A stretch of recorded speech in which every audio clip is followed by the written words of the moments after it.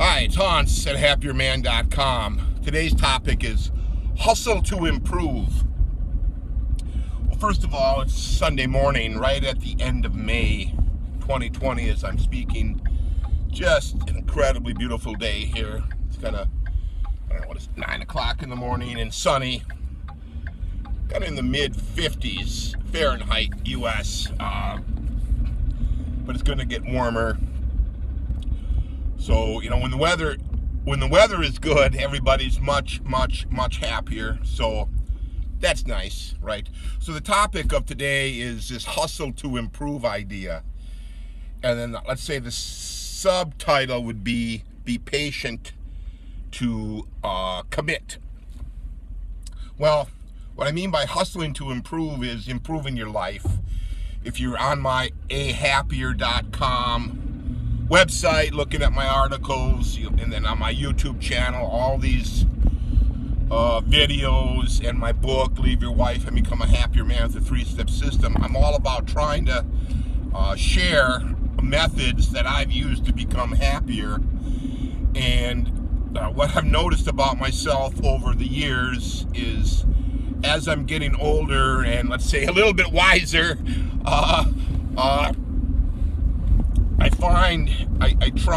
I'm trying to speed up the improvement process, and I'm trying to slow down the overcommitment process. So I'll take the commitment part first. When you're committing, that usually means you're committing to do something for somebody else. So that's the part you want to be patient with, and don't lock up your life doing lots of efforts for other people that they should rightfully do for themselves.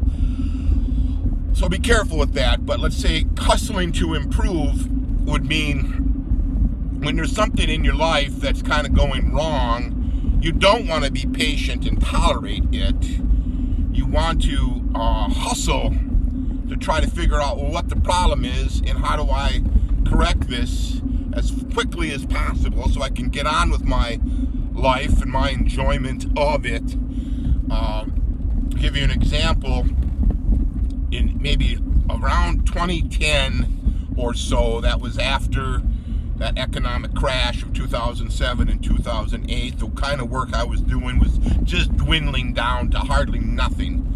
So it was a great engineering job. We were always busy. Up before that, I was working overtime and making a lot of money, getting time and a half for overtime. I was working all the time doing that. I get big bonuses. The health insurance was very low. We were happy. Everybody's making a lot of money. Building stuff, subdivisions, commercial developments, all kinds of interesting engineering things. But after the crash, I call it a crash. It wasn't just a mild recession. It was a horrible recessionary crash. Anyway, the work we had just kept going down and down and down. So eventually, the boss, they had to start laying people off. People were getting laid off, and then I kind of survived because I'm very good at what I do. But even though I was very good at what I did get laid off a little bit here and there, week here, week there. So that wasn't really that great, right? And then one of the methods that the owner of the company used was to use the engineers. I'm an engineer, to kind of help with the surveying. So they would lay off the secondary surveyor, they would lay those guys off and try to keep the engineers employed, and we would take turns being the second surveyor. And that work is really physical and hard.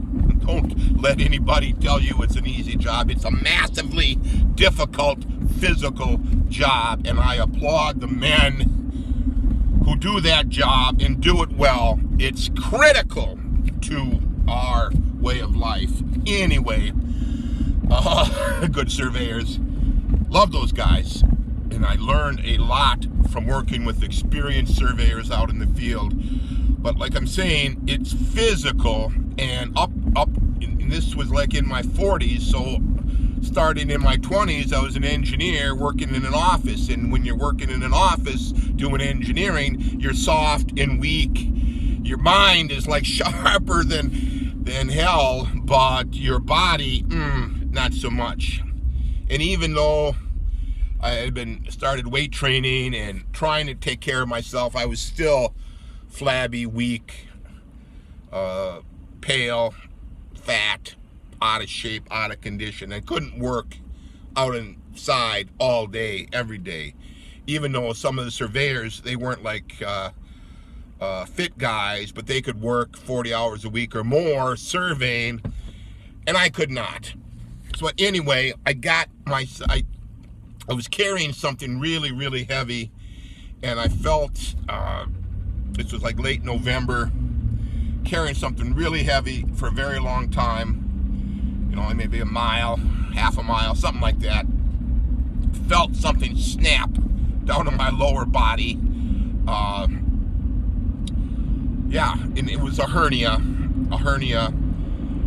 and I might have had this hernia before, but that did not, what I was doing at that time didn't help it. That was like 2010-ish. So I suffered with that hernia until January of 2013. So that was like three years of living with the hernia, trying to deal with it. It got so terrible one Saturday morning, I had to have my son drive me to the emergency room where they kind of stabilized me, and I had the operation on Monday. But see, that was more than 3 years when I knew it was bad. That is the opposite of hustling to improve your life. Now, it was a success, and I've had no problems since then. But that was like a waste of my life, suffering with a hernia like that. And I had, a few years later, in 2017, I noticed I had another hernia on a different part of my body in early August. I thought, oh man, that seems like a hernia. I went in to the doctor, as soon as this happened, I called the doctor. A different doctor. I was living in a different part, different insurance, and all of that. Made an appointment within a week. Had it checked out. Had this hernia scheduled to be fixed in about 5 weeks since I knew it happened. You see the difference between 3 years or more and 5 weeks? That's an incredible. And then so I did that in early September. By early October, I was already lifting weights again. See, that is hustling. I learned how to hustle to improve my life. It doesn't pay to be patient and tolerate bad things in your life at all. At all. I go at length about how I tolerated a poor marriage for years in my book, Leave Your Wife and Become a Happier Man with a 3-Step System. But in general, what I've seen in my friends who have gotten divorced and gotten out of their bad marriages early, they get out of their bad marriage early at the first sign of trouble, and started rebuilding their lives, and they're like, way up here compared to me. They got out of their marriage early, and then were able to recover, because there's an enormous recovery time when you get out of a bad marriage, financially. The emotional part, you'll recover emotionally very, very quickly, because you won't be dealing with the emotional damage of being with somebody you don't want to be with anymore. But the financial part, that takes a long time, no matter how you slice it. But the earlier you leave, the earlier, the sooner you can start to kind of rebuild your financial life. So it would be better for you, the first sign, if you think your marriage is going bad, to get out early. Don't wait it out. Don't be patient. Don't tolerate. I myself, I was, let's say, good at tolerating bad things. I could, let's say, take just this enormous beating and somehow survive, but it didn't help me. So I would suggest to you to not be patient if you need to make an improvement. If you're in a bad job, if you know you're in a bad job, it's Sunday today that I'm talking, I would be working on my resume the rest of today and get it polished and be studying, trying to figure out where you might go and get that resume and applications and cover letters all together and start looking for a new job now, today, if you're in a bad job today. If you're Sunday and you're not looking forward to going back to work tomorrow on Monday, well, you know you're in a bad job. Some Sundays I can hardly wait to get back. You know, I bolt out of bed on Monday morning just raring to go. I love my job. So if that sounds like you got to start hustling to make an improvement. If you got like some sort of a health issue and you don't feel well, I would be hustling to figure out what that is, right? You may have a teeth problem, you may have a diet problem, you may have an injury. You know, you don't want to be patient and tolerate. No, never when it comes to your life. Never be patient and tolerate poor situations for your life. Because that's all you have control over is your own life. You know, that's why I kind of have the subtopic of committing, to be patient to commit. You don't want to be so committed to other people that you got to spend so much of your effort on other people. Yes, you work together with people, you help them,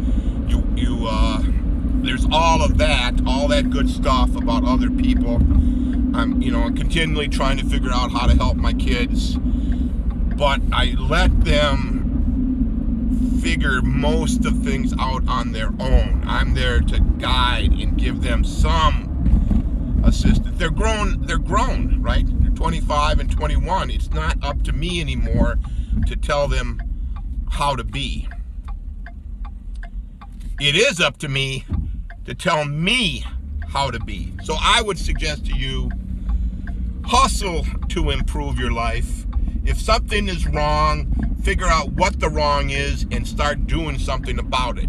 And because it may take a lot of attempts and tries and trying and failing to figure this out. So the sooner you start trying to figure out what the problem is and start making improvements and trying to make improvements, because there's no guarantee that the improvement you make today will be the final one.